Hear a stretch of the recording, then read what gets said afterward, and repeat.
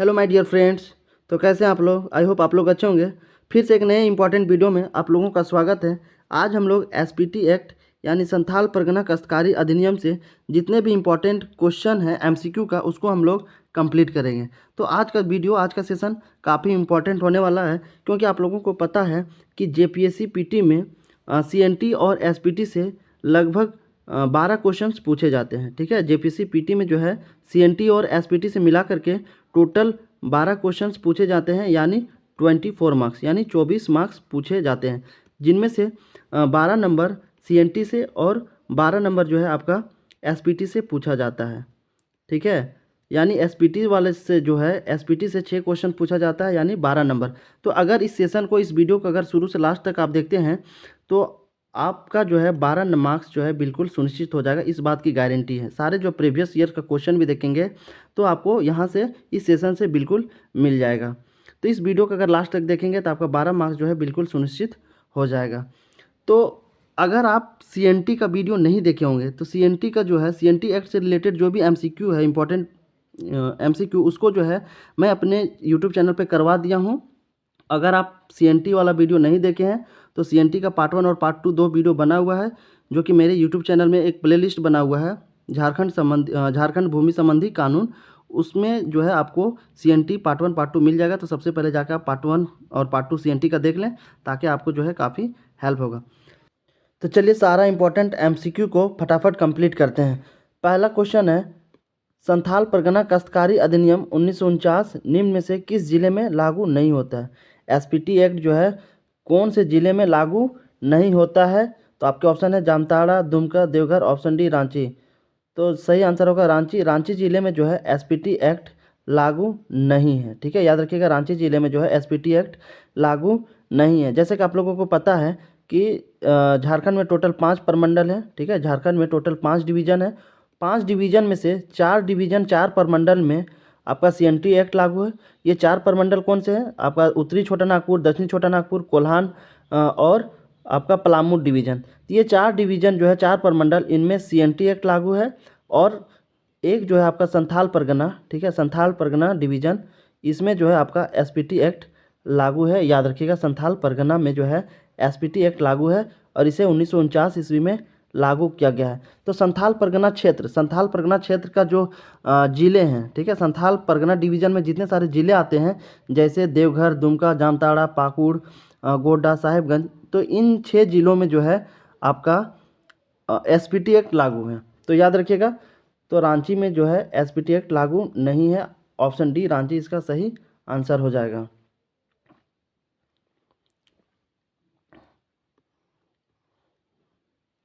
Next question है, question number 2, Santhal Pargana काश्तकारी अधिनियम 1949 के तहत कृषि वर्ष की परिभाषा के तहत शामिल है। एसपीटी एक्ट 1949 के तहत कृषि वर्ष की परिभाषा क्या है? ठीक है, कृषि वर्ष का डिफिनेशन क्या है?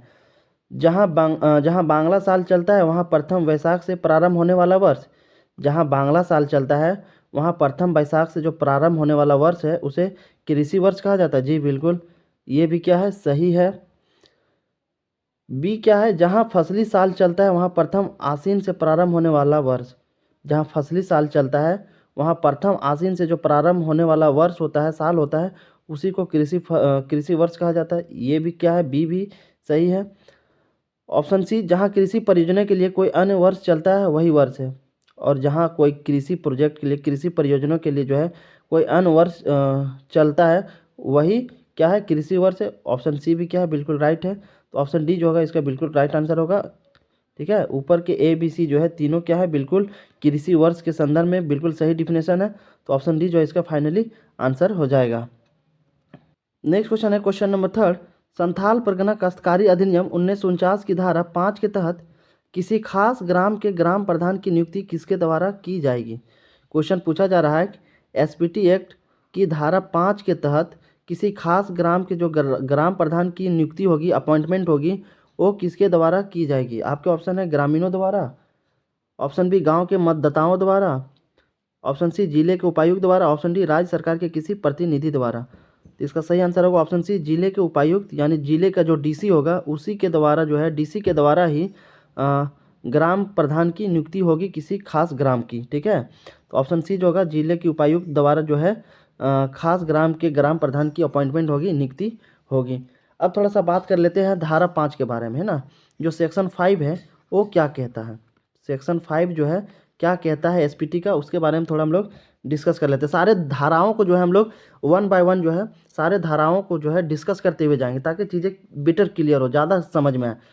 तो सेक्शन 5 जो है कहता है ग्राम प्रधान की नियुक्ति, और इसमें कहा गया है कि किसी खास ग्राम के रैयत या जमींदार के आवेदन पत्र देने पर तथा ग्राम के जमाबंदी रैयतों में से कम 2/3, याद रखिएगा कितना, 2/3, ठीक है, 2/3 रैयतों की सहमति से डीसी यानी उपायुक्त ग्राम प्रधान की नियुक्ति करेगा। ठीक है, जो है किसी भी खास ग्राम जो है किसी खास ग्राम के जो रैयत या जमींदार होते हैं, वो अगर डीसी को एप्लीकेशन देंगे, आवेदन देंगे, तो जो है डीसी जो है वो ग्राम प्रधान की नियुक्ति करेगा। धारा 5 यही कहता है, सेक्शन 5 यही कहता है, याद रखिएगा।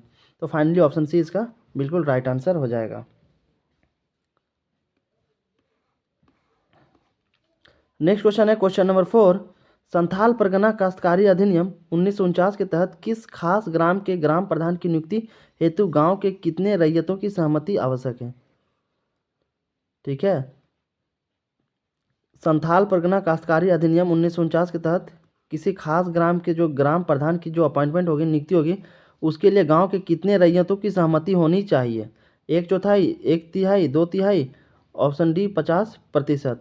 तो अभी बताएं कितनी होनी चाहिए, 2/3 होनी चाहिए। तो ऑप्शन सी जो होगा इसका बिल्कुल राइट आंसर होगा, 2/3। 2/3 सहमति, 2/3 जो है रैयतों की सहमति होनी चाहिए, तभी जो है डीसी द्वारा जो है ग्राम प्रधान की नियुक्ति की जाएगी। ऑप्शन सी जो है इसका बिल्कुल राइट आंसर होगा। नेक्स्ट क्वेश्चन है क्वेश्चन नंबर 5, संथाल परगना काश्तकारी अधिनियम 1949 की किस धारा के अंतर्गत रैयतों के वर्ग का निर्धारण किया गया है। ठीक है, एसपीटी एक्ट 1949 के किस धारा के अंतर्गत, कौन से धारा के अंतर्गत जो है रैयतों का वर्ग का निर्धारण किया गया। आपके ऑप्शन है, ऑप्शन ए धारा 10, धारा 11, option C section 12, option D section 13। तो इसका सही आंसर होगा धारा 12। एसपीटी एक्ट के धारा 12 के अंदर जो है अंतर्गत रैयतों का वर्ग का निर्धारण किया गया है। तो थोड़ा धारा 12 के बारे में हम लोग बात कर लेते हैं। सेक्शन 12 क्या कहता है ना, सेक्शन 12 क्या कहता है, चीज़ों को हम लोग जो है बहुत ही आसानी से जो है और धीरे धीरे चीज़ों को समझते हुए जाएंगे, जल्दबाजी नहीं करना है। अगर जल्दबाजी में हम लोग रहेंगे तो फिर चीज़ें नहीं समझ में आएगा, और चीज़ों को समझना बहुत ज़्यादा ज़रूरी है, क्योंकि सीएनटी और एसपीटी एक ऐसा पेचीदा मामला है, ऐसा कॉम्प्लिकेटेड टॉपिक है जिसको पढ़ना पढ़ाना काफ़ी मुश्किल होता है। ठीक है, तो चीज़ों को बहुत ही ध्यानपूर्वक समझते जाइए। मैं हर एक धारा को, हर एक सेक्शन को जो है बिल्कुल आसान भाषा में डिस्कस करते हुए जाऊंगा। तो धारा 12 क्या कहता है, सेक्शन 12 के बारे में थोड़ा डिस्कस करते हैं। तो सेक्शन 12 कहता है रैयतों के वर्ग के बारे में बताता है। ठीक है, सेक्शन 12 जो है रैयतों के वर्ग के बारे में बताया गया है, और सेक्शन 12 के अकॉर्डिंग रैयत के जो प्रकार हैं वो 3 प्रकार हैं। ठीक है, धारा 12 के अकॉर्डिंग जो है रैयत के जो प्रकार हैं वो 3 प्रकार के हैं। पहला कौन है, पहला है आपका निवासी जमाबंदी रैयत। ठीक है, ध्यान से सुनिएगा, पहला कौन सा रैयत है, निवासी जमाबंदी रैयत। ठीक है, निवासी जमाबंदी रैयत। दूसरा है आपका गैर निवासी जमाबंदी रैयत। ठीक है, गैर निवासी जमाबंदी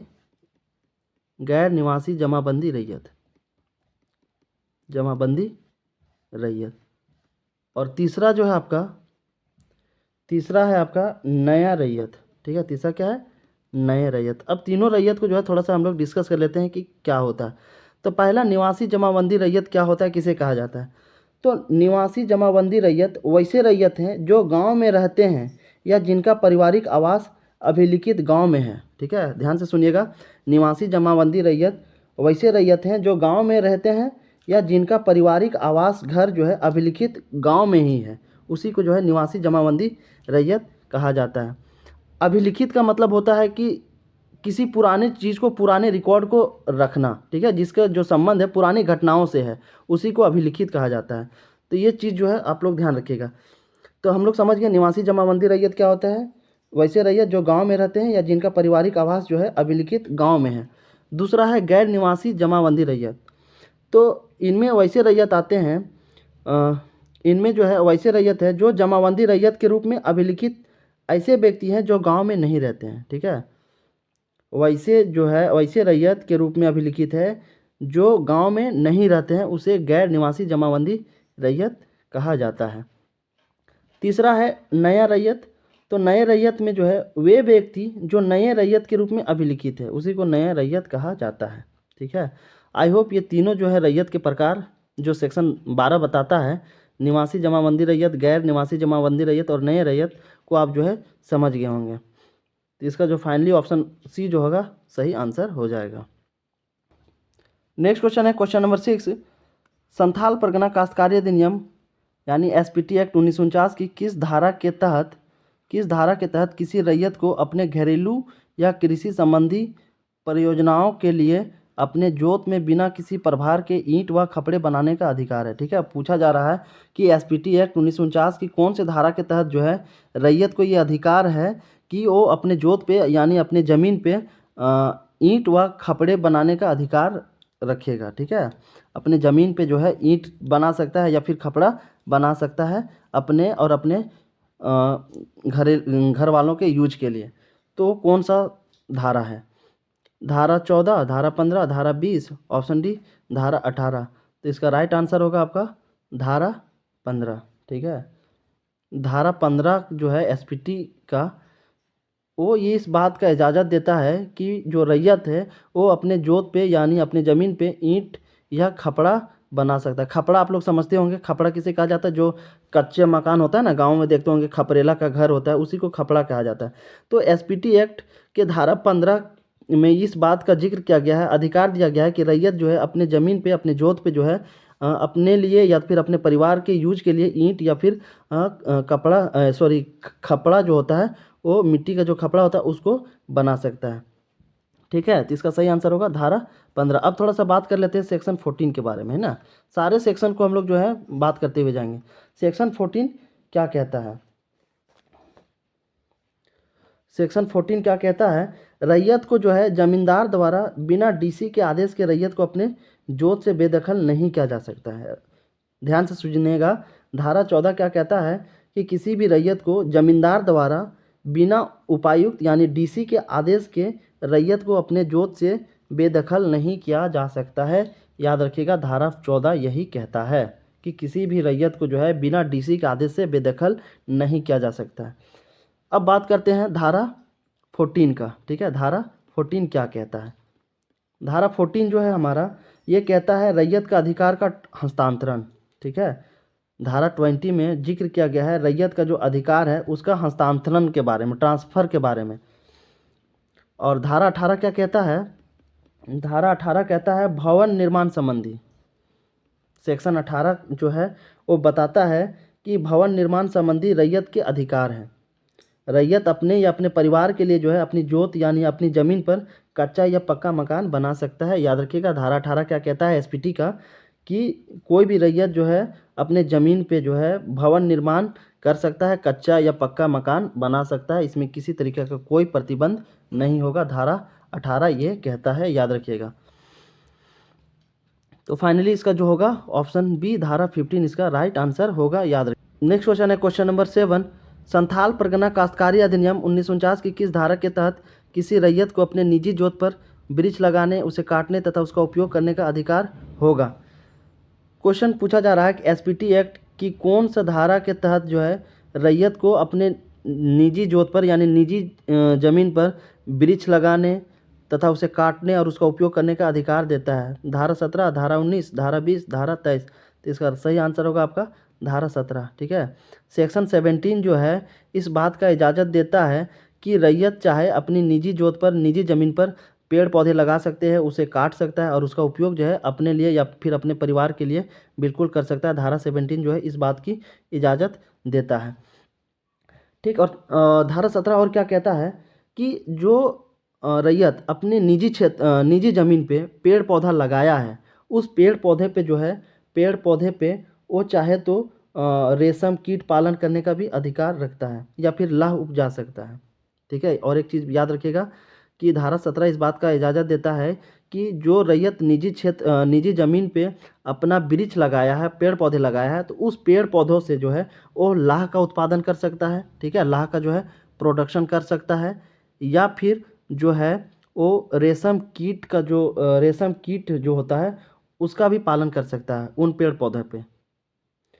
हाँ, लेकिन एक चीज़ का जिक्र किया गया है कि अगर महुआ का पेड़ है, ठीक है, रैयत जो है अपने प्राइवेट ज़मीन पे अगर महुआ का पेड़ लगाया है तो उस महुआ को पेड़ को बिल्कुल नहीं काट सकता है एसडीओ यानी अनुमंडल पदाधिकारी के अनुमति के बिना, ठीक है। याद रखिएगा कि महुआ का पेड़ जो होता है उसको काटना बिल्कुल वर्जित होता है, तब तक नहीं काट सकते हैं जब तक जो है आपका अनुमंडल पदाधिकारी की अनुमति ना मिल जाए, ठीक है। बाकी जो है सारे पेड़ पौधों को जो है आप लगा सकते हैं, काट सकते हैं और उसका इस्तेमाल कर सकते हैं, ये इजाज़त देता है, सिवाय महुआ का पेड़ का। महुआ का पेड़ को काटने के लिए आपको आपका अनुमंडल पदाधिकारी का अनुमति लेनी होगी, उसकी अनुमति के बिना आप महुआ के पेड़ को नहीं काट सकते हैं। अब बात करते हैं थोड़ा सा धारा 19, ठीक है, सेक्शन 19 क्या कहता है। धारा 19 क्या कहता है? धारा 19 जो है जोत का विभाजन तथा लगान का जो है वितरण के बारे में बताया है। धारा 19 जो है जोत का विभाजन तथा लगान का वितरण के बारे में बताया गया है। इसमें बताया गया है कि जोत का विभाजन तथा उसके लगान का जो वितरण होगा वो जमींदार तथा ग्राम प्रमुख या रैयत की सहमति से होगा। याद रखिएगा, धारा 19 का कहता है जोत का जो विभाजन तथा उसके लगान का जो वितरण होगा जमींदार तथा ग्राम प्रमुख या रैयत की सहमति से होगा। धारा 19 ये कहता है।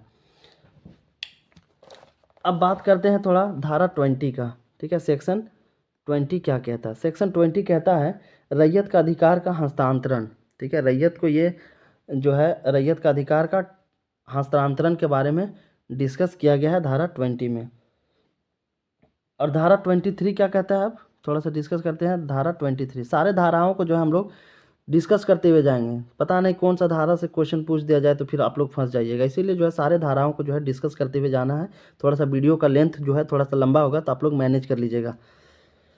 सेक्शन 23 क्या कहता है? रैयत भूमि का बदलेन यानी विनिमय, ठीक है। धारा 23 क्या कहता है कि जो रैयत जो है अपने भूमि को अगर बदलना चाहते हैं, अदला बदली, सुने होंगे आप लोग ये शब्द अदला बदली। अगर कोई रैयत अपनी ज़मीन को अदला बदली करना चाहता है जिसे विनिमय कहा जाता है तो वो बिल्कुल कर सकता है।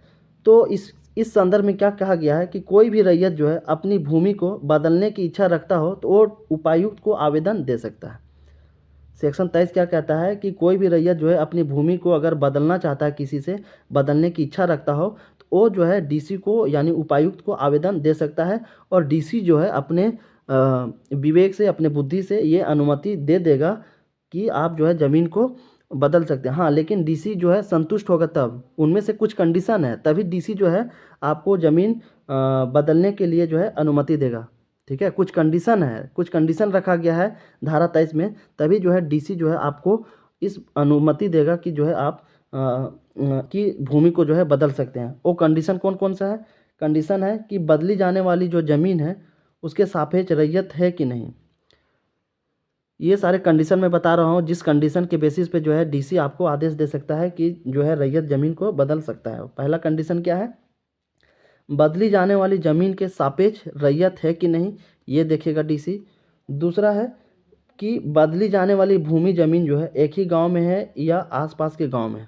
दूसरा क्या देखेगा डीसी कि जो बदलने वाला जो ज़मीन है वो एक ही गांव में है या आसपास के गांव में है, ये भी देखेगा। और तीसरा क्या देखेगा डीसी? या गुप्त बिक्री नहीं किया जा रहा है और बल्कि दोनों पक्षों के आपसी सुविधा के लिए किया जा रहा है, ठीक है। तीसरा क्या देखेगा डीसी कि ये जो ज़मीन के अदली बदली की जा रही है ये गुप्त बिक्री नहीं किया जा रहा है बल्कि दोनों पक्षों के आपसी सहमति से, आपसी सुविधा के लिए जो है ये किया जा रहा है, ये भी देखेगा डीसी। उसके बाद चौथा क्या होगा आपका? बदली जाने वाली जो भूमि है, ज़मीन है, उसका समान बराबर कीमत होनी चाहिए। जो ज़मीन आपस में बदलना चाह रहे हैं उसमें जो है दोनों ज़मीन की कीमत जो है, वैल्यू जो होनी चाहिए, दोनों सेम होनी चाहिए। इन सारे कंडीशन अगर होगा फुलफ़िल, तभी जो है इन कंडीशन के फुलफ़िल होने पर ही जो है डीसी जो है आवेदन देने पर इस बात का सहमति दे देगा कि जो है रैयत अपनी ज़मीन को जो है अदला बदली कर सकते हैं। तो ये था आपका धारा 23 के बारे में कहानी, जो कि मैं आप लोगों को बता दिया। आई होप बहुत ही सिंपल शब्दों में जो है मैं आप लोगों को चीज़ें बताने का कोशिश कर रहा हूँ और आई होप आप लोग जो है बेहतर से समझ रहे होंगे। अगर समझ रहे होंगे बेहतर तो कमेंट में जो है नीचे यस ज़रूर लिखिएगा। नेक्स्ट क्वेश्चन है क्वेश्चन नंबर 8, संथाल परगना काश्तकारी अधिनियम 1949 की किस धारा के तहत, ठीक है, क्वेश्चन पूछा जा रहा है एसपीटी एक्ट 1949 की किस धारा के तहत रैयती भूमि का विनिमय किया जा सकता है यानी अदला बदली किया जा सकता है। वो कौन सा सेक्शन है, कौन सा धारा है एसपीटी का जो इस बात का इजाज़त देता है कि रैयती भूमि जो है रैयत जो है अपने रैयती भूमि का विनिमय कर सकता है, अदला बदली कर सकता है। तो अभी ऊपर में बताया आप लोगों को कि जो है रैयत जो है अपनी भूमि को रैयत भूमि को अदला बदली कर सकता है, लेकिन उसमें जो है कुछ कंडीशन है, ठीक है। उसमें जो है 4 कंडीशन बताते हैं। 3-4 कंडीशन के बेसिस पे ही डीसी आपको जो है आवेदन देने पर सहमति अनुमति देगा कि आप जो है अपने ज़मीन का विनिमय कर सकते हैं, अदला बदली कर सकते हैं। वो कंडीशन जो है फुलफ़िल होना चाहिए, तभी जो है आपको डीसी के द्वारा अनुमति मिलेगा।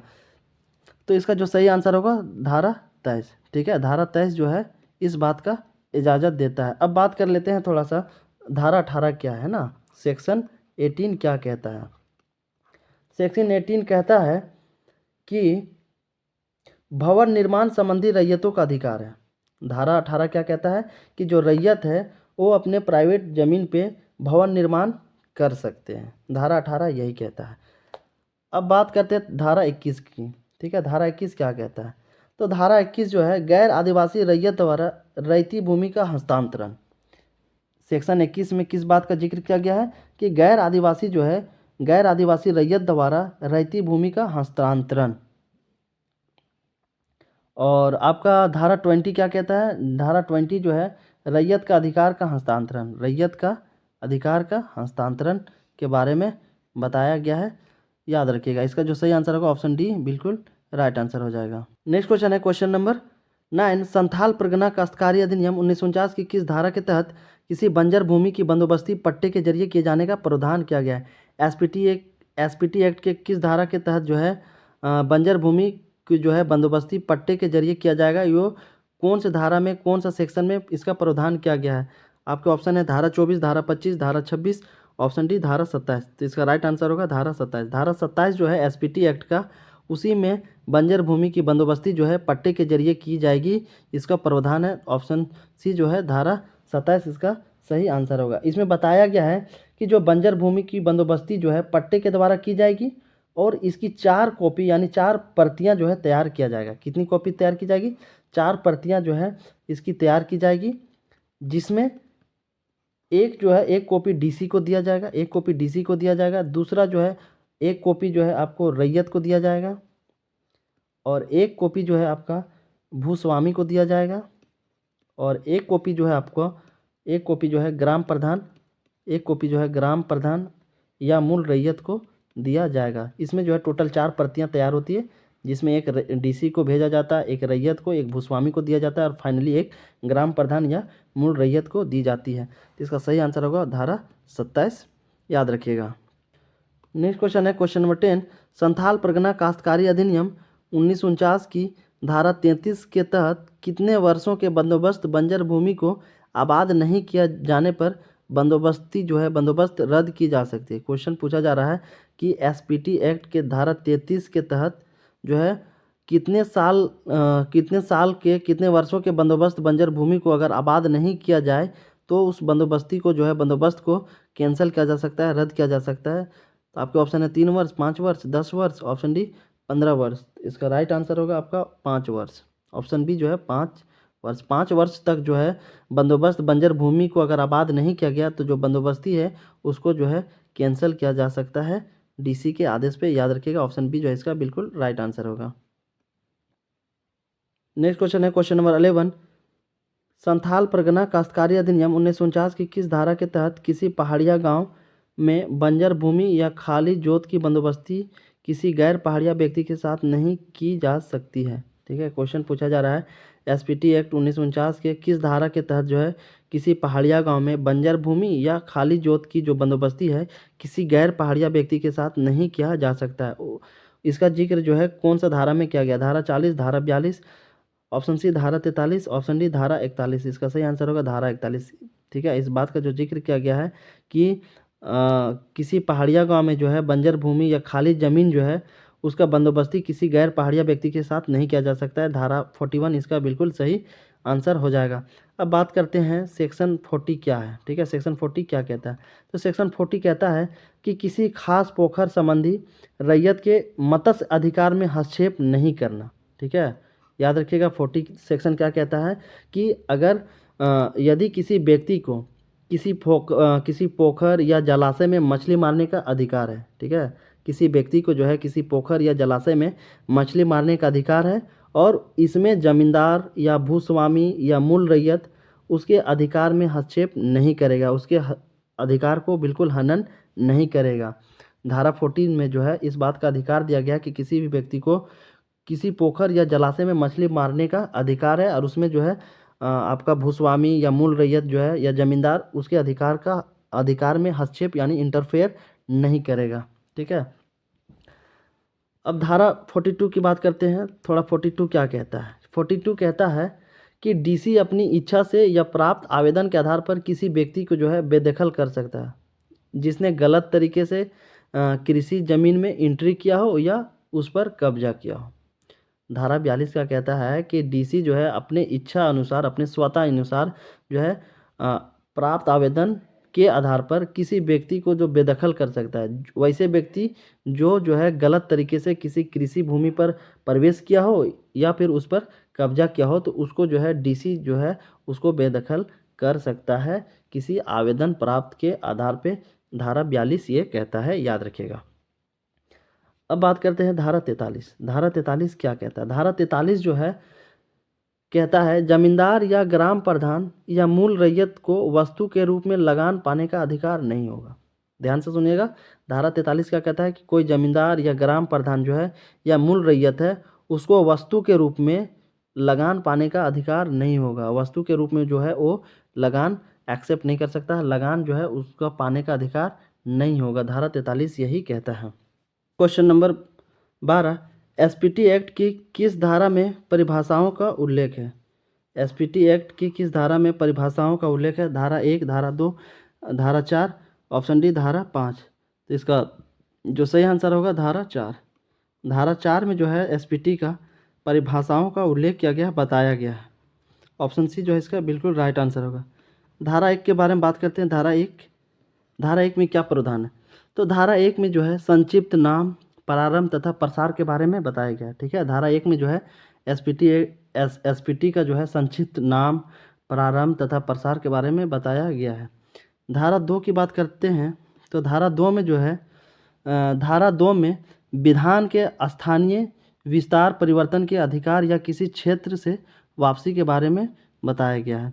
और धारा 5 की अगर हम बात करें तो धारा 5 में जो है आपका ग्राम प्रधान की नियुक्ति के बारे में बताया गया है। ठीक है, ग्राम प्रधान की नियुक्ति के बारे में बताया गया है धारा 5 में। और ग्राम प्रधान की जो नियुक्ति कौन करता है? डीसी करता है। कितने रैयतों के सहमति से करता है? तो 2/3। कितना? 2/3 ऊपर में बताया, याद रखिएगा। तो धारा 5 जो है ग्राम प्रधान की नियुक्ति के बारे में बात करता है। फाइनली इसका ऑप्शन सी जो है राइट आंसर है। नेक्स्ट क्वेश्चन है 13, ऐसा व्यक्ति जो आदिवासी या अर्ध आदिवासी जनजाति या जाति से है तथा जो समय समय पर राज्य सरकार द्वारा अधिसूचित किया जाए, नोटिफाई किया जाए, एसपीटी एक्ट की धारा 4 के किस अनुसूची के तहत इस बात का उल्लेखित किया गया है? ठीक है, क्वेश्चन पूछा जा रहा है कि ऐसा व्यक्ति जो आदिवासी या अर्ध आदिवासी जनजाति या जाति से है और जो समय समय पर राज्य सरकार द्वारा जो है नोटिफाई किया गया हो, नोटिफाई किया जाए, तो उसे एसपीटी की धारा 4 के किस अनुसूची के तहत जो है उल्लेखित किया गया है? तो इसका सही आंसर होगा ऑप्शन बी, अनुसूची खा। ठीक है, अनुसूची खा में जो है एसपीटी की धारा 4 अनुसूची खा में जो है इस बात का उल्लेखित किया गया है। ऑप्शन बी जो है इसका बिल्कुल राइट आंसर हो जाएगा, याद रखिएगा, है ना। ऑप्शन बी इसका बिल्कुल सही आंसर हो जाएगा। तो एसपीटी के बारे में थोड़ा सा बात कर लेते हैं। एसपीटी जो है, एसपीटी में टोटल 9 चैप्टर है। ठीक है, एसपीटी में जो है टोटल 9 चैप्टर है। एसपीटी में जो है टोटल 9 चैप्टर है। और अगर सेक्शन की बात करें तो सेक्शन जो है टोटल आपका 72 सेक्शन है। ठीक है, कितने सेक्शन हैं, कितनी धाराएं हैं, 72 धाराएं हैं एसपीटी में। और चैप्टर जो है, अध्याय जो है चैप्टर 9 है, याद रखिएगा। क्वेश्चन नंबर 14, किसी खास ग्राम का तात्पर्य है। ठीक है, किसी खास ग्राम का क्या मतलब है, ना तो मूल रैयत हो, ना ही उस समय के लिए कोई ग्राम प्रमुख हो। ऑप्शन सी उपरोक्त दोनों, ऑप्शन डी इनमें से कोई नहीं। तो इसका जो राइट आंसर होगा उपरोक्त में से दोनों, उपरोक्त में से दोनों इसका सही आंसर होगा। खास ग्राम किसे कहा जाता है, खास ग्राम का मतलब है कि ना तो उसमें मूल रैयत हो और ना ही उस समय के लिए कोई ग्राम प्रमुख हो। तो ऐसे ग्राम को जो है खास ग्राम कहा जाता है, याद रखिएगा। ऑप्शन सी जो है इसका सही आंसर होगा। नेक्स्ट क्वेश्चन है 15, ग्राम प्रमुख और मूल रैयत का उल्लेख एसपीटी एक्ट के किस अध्याय में है। ग्राम प्रमुख और मूल रैयत का जो उल्लेख किया गया है एसपीटी एक्ट के किस अध्याय में किया गया है। अध्याय 1, चैप्टर 1, चैप्टर 2, चैप्टर 3, चैप्टर 4। तो इसका राइट आंसर होगा चैप्टर 2। ठीक है, चैप्टर 2 में जो है ग्राम प्रमुख और मूल रैयत का उल्लेख किया गया है, याद रखिएगा। एसपीटी एक्ट के चैप्टर 2 में जो है ग्राम प्रमुख और मूल रैयत का उल्लेख किया गया है, डिस्कस किया गया है। ऑप्शन 2 जो है इसका राइट आंसर होगा।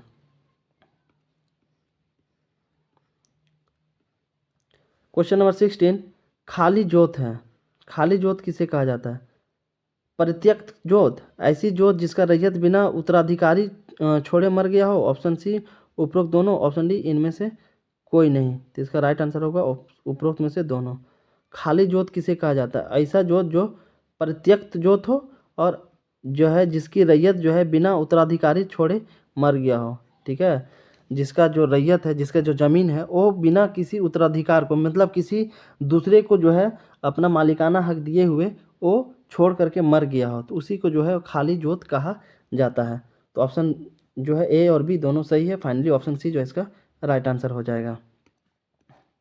नेक्स्ट क्वेश्चन है क्वेश्चन नंबर 17, यदि किसी ग्राम जो खास नहीं है उसका ग्राम प्रधान मर जाए तो ग्राम का जमींदार इस घटना के कितने माह के भीतर जो है ग्राम प्रधान की नियुक्ति हेतु उपायुक्त को जो है आवेदन देगा। क्वेश्चन पूछा जा रहा है कि यदि किसी ग्राम का जो है जो ग्राम है और ख़ास नहीं है उसका जो है ग्राम प्रधान मर जाए तो ग्राम का जो जमींदार है वो कितने महीने के भीतर डीसी को यानी उपायुक्त को आवेदन देगा नए ग्राम प्रधान की नियुक्ति के लिए। 1 माह, 3 माह, 6 माह, ऑप्शन डी 12 माह। तो इसका सही आंसर होगा 3 माह। ठीक है, 3 महीने के अंदर जो है उस ग्राम का जमींदार जो है डीसी को, उपायुक्त को आवेदन देगा नए ग्राम प्रधान की नियुक्ति के लिए। तो ऑप्शन बी 3 माह इसका सही आंसर हो जाएगा, याद रखिएगा, है ना। 3 माह के अंदर में जो है अप्लीकेशन देना पड़ेगा डीसी को। क्वेश्चन नंबर 18, निम्न से कौन सा असत्य है। ठीक है, कौन सा जो है गलत है बताना है। ऑप्शन ए, धारा 7 ग्राम प्रधान द्वारा कबूलियत का लिखा जाना और जमानत देना। धारा 7 क्या कहता है, ग्राम प्रधान द्वारा कबूलियत का लिखा जाना और जमानत देना। जी बिल्कुल। ऑप्शन बी, धारा 8 क्या कहता है, जमींदार द्वारा नए नियुक्त ग्राम प्रधान के जमाबंदी एवं खेवट खतियान की प्रतियां दिया जाना। ये भी क्या है, सही है। धारा 9 ग्राम प्रधान को किसी प्रकार पदांतरण का अधिकार नहीं होगा। ये भी सही है। ऑप्शन डी, धारा 10 किसी जमीन का मूल रैयती जोत समझा नहीं जाना। ये गलत है। धारा 10 क्या कहता है, धारा 10 कहता है कि किसी जमीन का मूल रैयती जोत समझा जाना, ना कि नहीं समझा जाना। ठीक है, तो इसका जो सही आंसर होगा ऑप्शन डी सही आंसर होगा, क्योंकि हमसे गलत स्टेटमेंट पूछा।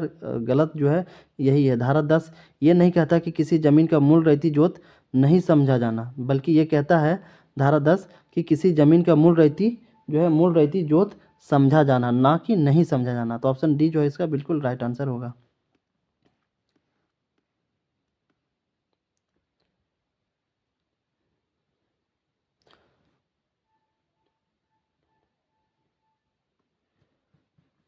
एसपीटी एक्ट के अध्याय 9 के संदर्भ में निम्न कथन सत्य है। ठीक है, एसपीटी एक्ट का जो चैप्टर 3 है उसके संदर्भ में कौन सा कथन सही है बताना है। धारा 12 में रैयतों के 3 वर्गों का उल्लेख है, निवासी जमाबंदी रैयत, गैर निवासी जमाबंदी रैयत तथा नए रैयत। जी बिल्कुल।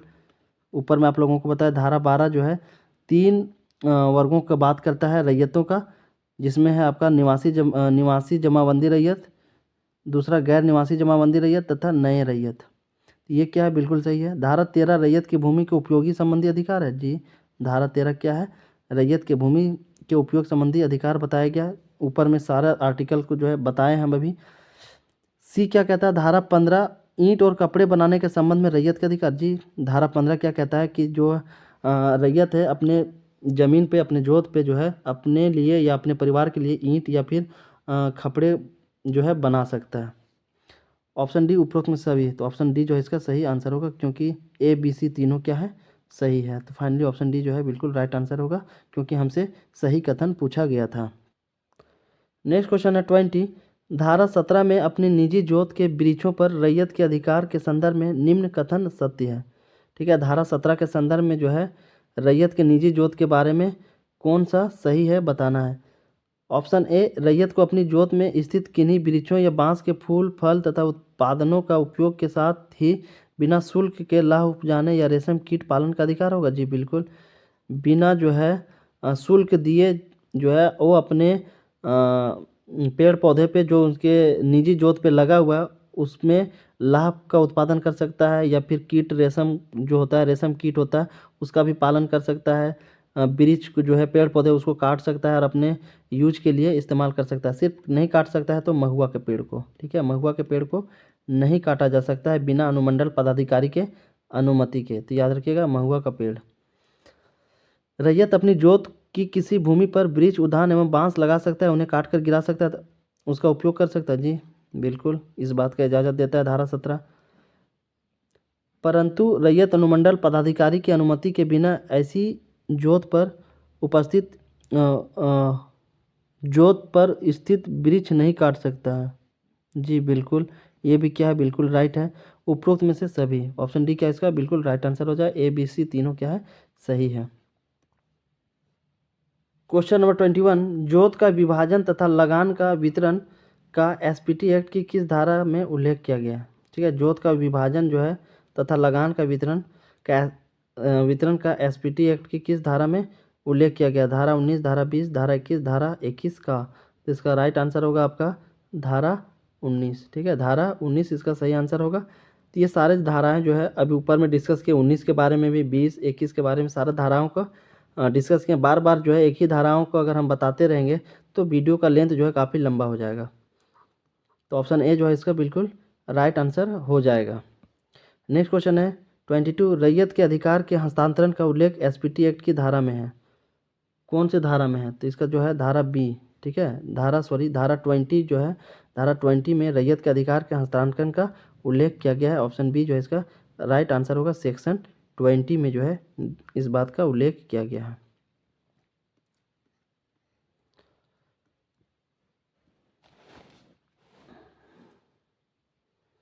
Question number 23। गैर आदिवासी रैयत द्वारा रैयती भूमि का हस्तांतरण का उल्लेख एसपीटी एक्ट की किस धारा में किया गया है? गैर आदिवासी रैयत द्वारा जो है रैयती भूमि का ट्रांसफ़र यानी हस्तांतरण का उल्लेख जो है एसपीटी एक्ट की किस धारा में किया गया है? तो इसका सही आंसर होगा आपका ऑप्शन बी, धारा 21 में। किस में? धारा 21, सेक्शन 21 में जो है गैर आदिवासी रैयत द्वारा रैयती भूमि का हस्तांतरण का उल्लेख किया गया है। Question number 24। धारा 22 में रैयत द्वारा न्यास पर कृषि के लिए अस्थायी रूप से अपना क्षेत्र दिए जाने के संदर्भ में सत्य है। क्वेश्चन पूछा जा रहा है कि धारा 22 जो है सेक्शन 22 जो है एसपीटी एक्ट का, उसमें रैयत द्वारा न्यास पर कृषि के लिए अस्थायी रूप से अपना क्षेत्र दिए जाने के संदर्भ में कौन सा स्टेटमेंट सही है ये बताना।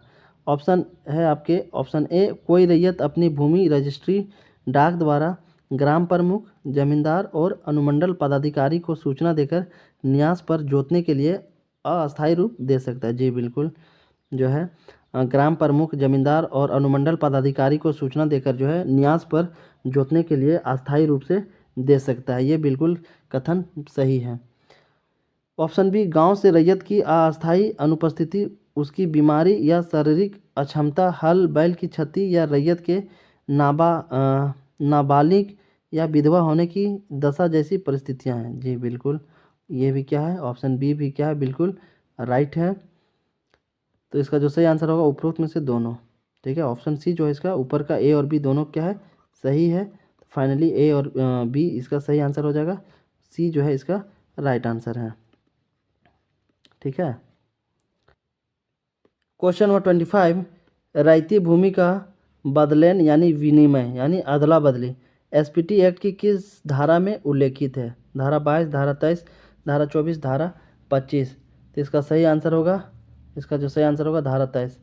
कई बार इसको ऊपर में भी डिस्कस किया। धारा 23 जो है इस बात का इजाज़त देता है कि जो रैयत है अपने ज़मीन को जो है विनिमय कर सकता है, अदला बदली कर सकता है, लेकिन उसके लिए कुछ कंडीशन है, तभी जो है डीसी आपको सहमति देगा अदला बदली करने के लिए, विनिमय के लिए। तो जो है ऊपर में बता दिए हैं धारा 23 क्या था। तो इसका सही आंसर होगा धारा 23, इसका बिल्कुल ऑप्शन बी जो है राइट आंसर होगा। धारा 22, 25 और धारा जो है 24 है, इन सारे धाराओं को भी ऊपर के जो क्वेश्चन है उसमें डिस्कस किया गया है। तो सारे धाराओं को जो है ध्यान से सुनिएगा और समझने का कोशिश कीजिएगा, क्योंकि जो है एसपीटी और सीएनटी से जो है धारा बेसिस पे ही क्वेश्चन पूछा जाता है। अगर आप प्रीवियस ईयर क्वेश्चन देखेंगे तो उसमें जो है आपको सीएनटी और एसपीटी से इसी तरीके का क्वेश्चन देखने को मिलेगा। क्वेश्चन नंबर 26, धारा 27 में बंजर भूमि की बंदोबस्ती निहित प्रपत्र में पट्टे के द्वारा की जाएगी, जिसकी कितनी प्रतियां तैयार होगी? तो बताएं, 4 प्रतियां तैयार होगी। कितनी प्रतियां तैयार होगी?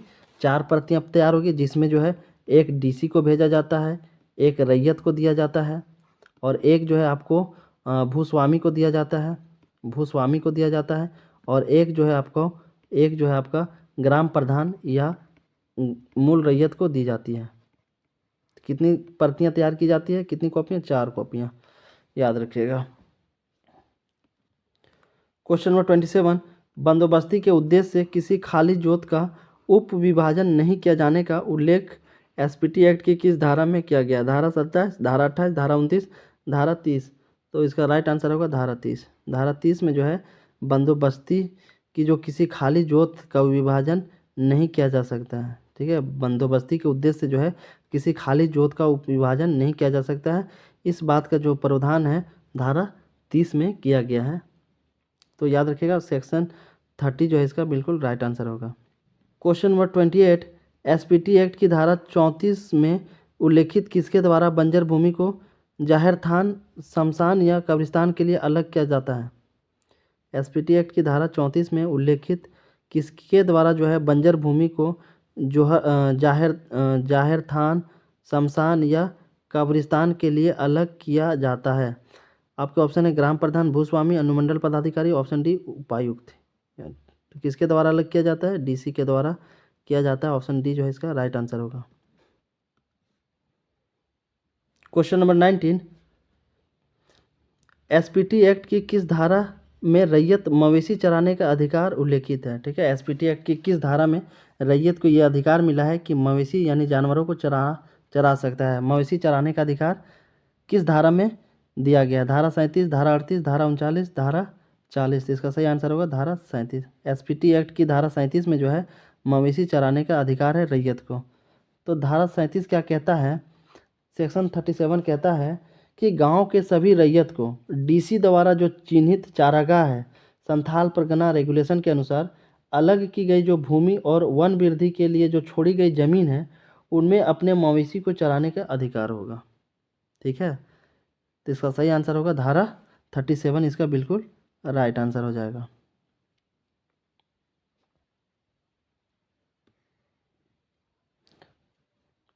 क्वेश्चन नंबर 30, एसपीटी एक्ट की किस धारा में लगान होल्डिंगों पर प्रथम प्रभार होने का उल्लेख है? एसपीटी एक्ट की किस धारा में, कौन सी धारा में लगान होल्डिंगों पर प्रथम प्रभार होने का जिक्र किया गया है? इसका सही आंसर होगा आपका ऑप्शन नंबर सी यानी धारा 49। ठीक है, धारा 49 में जो है इस बात का प्रावधान किया गया है। क्वेश्चन नंबर 31, एसपीटी एक्ट की किस धारा में उल्लेखित प्रत्येक रैयत को लगान का लेखा रखना अनिवार्य है? एसपीटी एक्ट की किस धारा में जो है उल्लेखित प्रत्येक रैयत को, हर रैयत को लगान का लेखा जोखा रखने का लेखा जोखा रखना अनिवार्य है? धारा 44, धारा 40, धारा 47, ऑप्शन डी धारा 49। तो इसका राइट आंसर को धारा 46। ठीक है, धारा 46 जो है इसका बिल्कुल राइट आंसर होगा। क्वेश्चन नंबर 32, एसपीटी एक्ट की धारा 48 में उल्लेखित रसीदों एवं लेखों का जो प्रपत्र होगा डैश के द्वारा तैयार कराया जाएगा और इसे सभी कार्यालय में रखा जाएगा। क्वेश्चन पूछा जा रहा है एसपीटी एक्ट की धारा 48 में ये उल्लेखित किया गया है कि रसीदों एवं लेखों का जो प्रपत्र होगा वो जो है राज्य सरकार के द्वारा तैयार किया जाएगा और इसे जो है अनुमंडल कार्यालय में रखा जाएगा। याद रखिएगा, इसका जो सही आंसर होगा ऑप्शन बी राइट आंसर होगा कि एसपीटी एक्ट की धारा 48 में इस बात का जिक्र किया गया, उल्लेख किया गया है कि रसीदों एवं लेखों का जो प्रपत्र होगा वो राज्य सरकार के द्वारा तैयार कराया जाएगा और जो है इसे सभी अनुमंडल कार्यालय में रखा जाएगा। तो ऑप्शन बी जो होगा इसका बिल्कुल राइट आंसर होगा। ऑप्शन बी इसका सही आंसर होगा। क्वेश्चन नंबर 33, निम्न में से कौन सा सही नहीं है? ठीक है, कौन सा जो है सही नहीं मिलान है आपको ये बताना है। आपके ऑप्शन ए धारा 53। धारा 53 भवन निर्माण तथा अन्य परियोजनाओं से भूस्वामी द्वारा भूमि का अधिग्रहण। जी बिल्कुल, धारा 53 क्या कहता है कि भवन निर्माण तथा अन्य परियोजनाओं से जो भूस्वामी द्वारा जो है भूमि का अधिग्रहण, ये बिल्कुल राइट आंसर है। धारा 54 क्या कहता है प्रक्रिया के संबंध में नियम बनाने का राज्य सरकार का अधिकार होगा। प्रक्रिया के संबंध में जो है नियम बनाने का जो अधिकार होगा वो राज्य सरकार के पास होगा। धारा 54 कहता है एसपीटी का, ये भी बिल्कुल सही है। धारा 57 क्या कहता है बेदखली। सेक्शन 57 कहता है बेदखली, ये गलत है। ठीक है, ये क्या है बिल्कुल गलत है। धारा 57 जो है बेदखली का नहीं करता है बल्कि ये अपील की बात करता है। ठीक है, किसकी बात करता है? अपील की बात करता है। तो ऑप्शन सी जो है बिल्कुल गलत होगा और गलत ही हमसे पूछा गया, तो ऑप्शन सी जो है इसका फाइनली राइट आंसर होगा। धारा 60 जो है पूर्ण विलोकन की बात करता है। जी ये भी क्या सही है। तो धारा 57 जो है बेदखली की बात नहीं करता बल्कि अपील की बात करता है, तो ये जो है फाइनली गलत है। तो ऑप्शन सी जो है राइट आंसर होगा।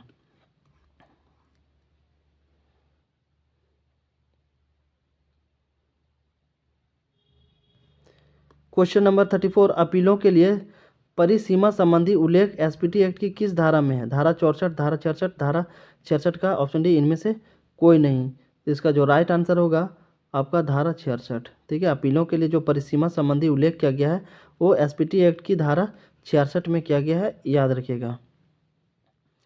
क्वेश्चन नंबर 35, अर्थदंड यानी जुर्माना का उल्लेख एसपीटी एक्ट की किस धारा में है? अर्थदंड जो है उसका उल्लेख एसपीटी एक्ट की किस धारा में किया गया है आपको ये बताना है। इसका राइट आंसर होगा धारा 67। धारा 67 में जो है जुर्माना का उल्लेख किया गया है, बताया गया है। तो ऑप्शन ए जो है सेक्शन जो है 67 इसका सही आंसर होगा।